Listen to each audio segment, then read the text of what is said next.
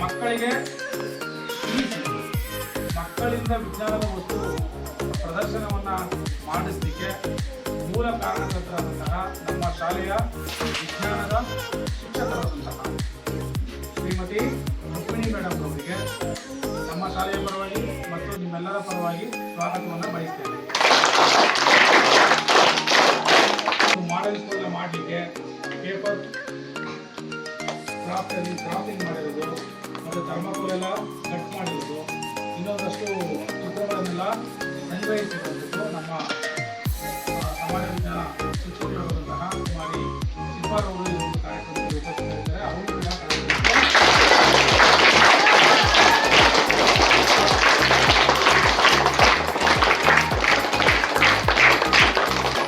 ಮತ್ತೆ ಈ ಲಕ್ಷ್ಮೀ ಮೇಡಮ್ ಅವ್ರಿಗೂ ಮತ್ತೆ ಉಮಾ ಮೇಡಮ್ ಅವ್ರಿಗೂ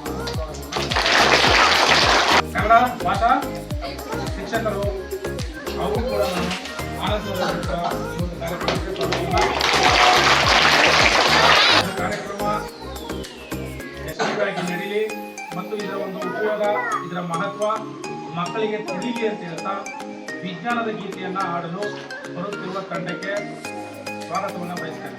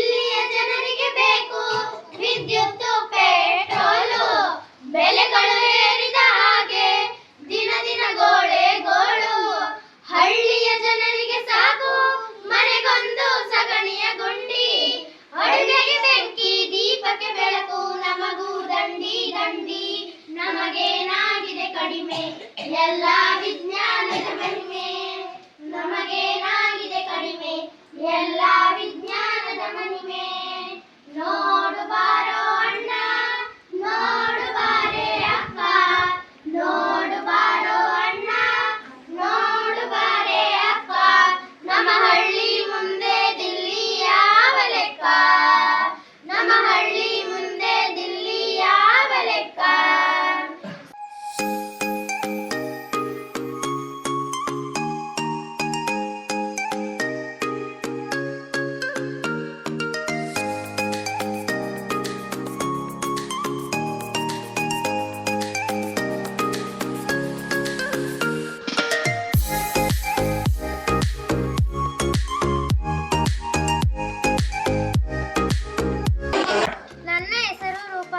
ನಾನು 5ನೇ ತರಗತಿಯಲ್ಲಿ ಓದುತ್ತಿದ್ದೇನೆ. ಸೌರವ್ಯೂಹವು ಮಧ್ಯದಲ್ಲಿ ಸೂರ್ಯನನ್ನು ಒಳಗೊಂಡಿದೆ.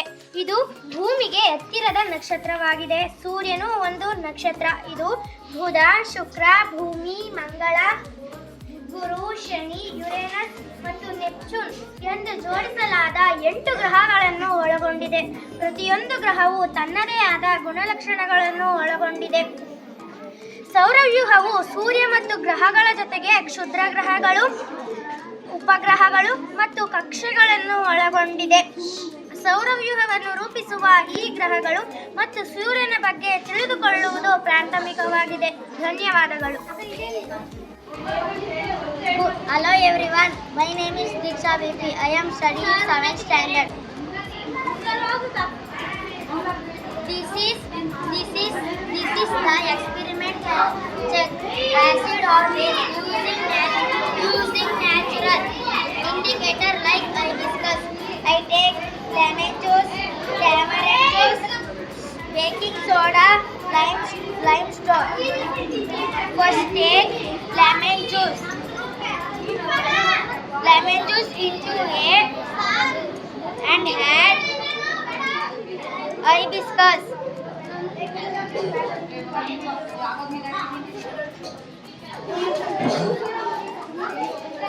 Hibiscus solution and this solution dark pink color. So this is acid. And next baking soda.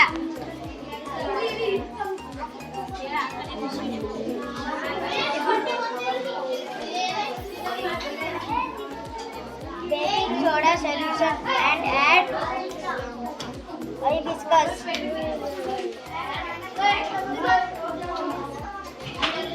And add hibiscus. So this is acid. Thank you. ನನ್ನ ಹೆಸರು ದೀಕ್ಷಿತಾ ವಿಕೆ. ನಾನು 5ನೇ ತರಗತಿಯಲ್ಲಿ ಓದುತ್ತಿದ್ದೇನೆ. ನಾನು ಯಾಂತ್ರಿಕ ಶಕ್ತಿಯ ವಿಧದ ಮಾದರಿಯನ್ನು ತೋರಿಸುತ್ತೇನೆ. ಅಣೆಕಟ್ಟಿನಲ್ಲಿ ಸಂಗ್ರಹವಾದ ನೀರು ಪ್ರಚಂಡ ಶಕ್ತಿಯನ್ನು ಹೊಂದಿರುತ್ತದೆ.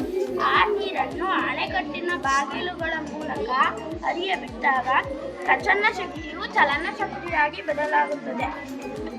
ಧನ್ಯವಾದಗಳು. Hello everyone, my name is Arpita. I am studying in 7th standard. I show air atmosphere. To show air, I take a jar filled with water and empty bottle. The bottle is dipped slightly into the water. Water cannot fill to the bottle. The bottle is dipped slightly into the water. The bubble are formed. And of discharge of air and empty space filled with bottle by water. I show air atmosphere. ನನ್ನ ಹೆಸರು Purvi KN. ನಾನು 2ನೇ ತರಗತಿಯಲ್ಲಿ ಓದುತ್ತಿದ್ದೇನೆ. ನನ್ನ ಶಾಲೆಯ ಹೆಸರು GHPS Balakrishna. ಕೆಂಪು ಬಣ್ಣ ಬಂದಾಗ ವಾಹನಗಳು ನಿಲ್ಲುತ್ತವೆ. ಹಳದಿ ಬಣ್ಣ ಬಂದಾಗ ವಾಹನಗಳು ಹೋಗೋಕ್ಕೆ ಸಿದ್ಧಪಡಿಸಿಕೊಳ್ಳಬೇಕು. ಹಸಿರು ಬಣ್ಣ ಬಂದಾಗ ವಾಹನಗಳನ್ನು ಚಲಿಸಬೇಕು. ಧನ್ಯವಾದಗಳು. ಹೇಮಾವತಿ. ನಾನು 3ನೇ ತರಗತಿಯಲ್ಲಿ ಓದುತ್ತೇನೆ. ನಾನು ಸಸ್ಯದ ಭಾಗಗಳನ್ನು ಹೇಳಿಕೊಡುತ್ತೇನೆ. ಬೇರು, ಕಾಂಡ, ಹಣ್ಣು, ಹೂ, ಎಲೆ. ಧನ್ಯವಾದಗಳು. ಎಲ್ಲರಿಗೂ ಶುಭ ಮಧ್ಯಾಹ್ನ. ನನ್ನ ಹೆಸರು ರೋಹಿತ್ ಪಿ. ನಾನು 7ನೇ ತರಗತಿಯಲ್ಲಿ ಓದುತ್ತಿದ್ದೇನೆ. ನಾನು ಈಗ ನೀರಿನ ಶುದ್ಧೀಕರಣದ ಮಾದರಿ ಮಾಡಿದ್ದೇನೆ. ನಾನು 1ನೇ ಲೋಟದಲ್ಲಿ ಜಲ್ಲಿಕಲ್ಲುಗಳನ್ನು ಹಾಕಿದ್ದೇನೆ. 2ನೇ ಲೋಟದಲ್ಲಿ ಸಣ್ಣ ಕಲ್ಲುಗಳನ್ನು ಹಾಕಿದ್ದೇನೆ. 3ನೇ ಲೋಟದಲ್ಲಿ ಇಟ್ಟಿಗೆಗಳನ್ನು ಹಾಕಿದ್ದೇನೆ. 4ನೇ ಲೋಟದಲ್ಲಿ ಮರಳನ್ನು ಹಾಕಿದ್ದೇನೆ. 5ನೇ ಲೋಟದಲ್ಲಿ ಅಕ್ಕಿಯನ್ನು ಹಾಕಿದ್ದೇನೆ. ಈಗ ನಾವು ಕೊಳೆ ನೀರನ್ನು ಹಾಕಿದರೆ ನಮಗೆ ಕುಡಿಯಲು ಶುದ್ಧವಾದ ನೀರು ಬರುತ್ತದೆ.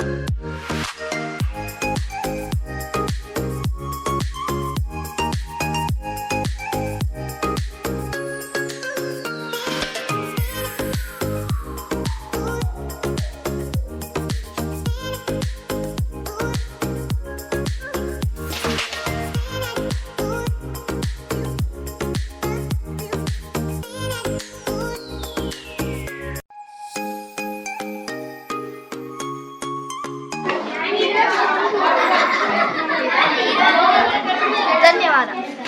Hello everyone, my name is Nafrata. I am studying 7th standard. This is the model of lungs. This part is diaphragm. This balloon show lungs. Diaphragm move Up, downwards, air fill to lungs. This is called inhalation. Then diaphragm moves upwards, air out from lungs. This is called exhalation. Thank you. ನಮಸ್ಕಾರಗಳು. ನನ್ನ ಹೆಸರು ಬಾಲಮುರಳಿ. ನಾನು 5ನೇ ತರಗತಿಯಲ್ಲಿ ಓದುತ್ತಿದ್ದೇನೆ. ನಾನು ಮಾಡುತ್ತಿರುವ ಪರೀಕ್ಷೆ ನೀರು ಸಾರ್ವತ್ರಿಕ ದ್ರಾವಣ. ಸಕ್ಕರೆಯನ್ನು ನೀರಿಗೆ ಹಾಕಿದರೆ ಕರಗುತ್ತದೆ. ಸಕ್ಕರೆಯನ್ನು ಅಡುಗೆ ಎಣ್ಣೆಗೆ ಹಾಕಿದರೆ ಕರಗುವುದಿಲ್ಲ. ಸಕ್ಕರೆಯನ್ನು ಕೊಬ್ಬರಿ ಎಣ್ಣೆಗೆ ಹಾಕಿದರೆ ಕರಗುವುದಿಲ್ಲ. ನೀರಿನಲ್ಲಿ ಹಲವು ವಸ್ತುಗಳು ಕರಗುತ್ತವೆ. ಆದ್ದರಿಂದ ನೀರು ಸಾರ್ವತ್ರಿಕ ದ್ರಾವಣ.